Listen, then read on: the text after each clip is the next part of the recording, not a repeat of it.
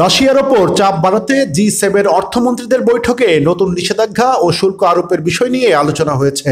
শুক্রবার অনুষ্ঠিত এই বৈঠকে রাশিয়ার তেল কিনছে এমন দেশগুলোর ওপর শুল্ক আরোপ করতে আহ্বান জানিয়েছে যুক্তরাষ্ট্র। কানাডার অর্থমন্ত্রী ফ্রাঁসোয়া ফিলিপ শ্যাম্পানের সভাপতিত্বে বৈঠকে সিদ্ধান্ত হয় রাশিয়ার হিমায়িত সম্পদ ব্যবহার করে ইউক্রেনকে সামরিক সহায়তার অর্থায়ন জোরদার করা হবে। একই সঙ্গে রাশিয়ার যুদ্ধকে সহায়তা করা দেশগুলোর ওপর বাণিজ্যিক ব্যবস্থা বিশেষ করে শুল্ক আরোপ বিবেচনায় নেওয়া হবে।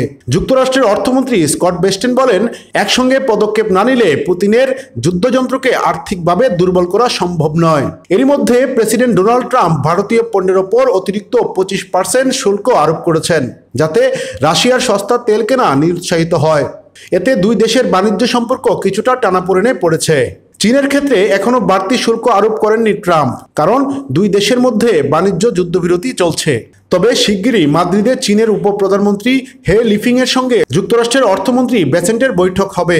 আলোচনায় থাকবে বাণিজ্য, টিকটক মালিকানা এবং মানি লন্ডারিং বিরোধী পদক্ষেপ। ফক্স নিউজকে দেয়া এক সাক্ষাৎকারে ট্রাম্প বলেন, পুতিনের প্রতি আমার ধৈর্য ফুরিয়ে আসছে, এবার আমাদের খুব কঠোরভাবে নামতে হবে।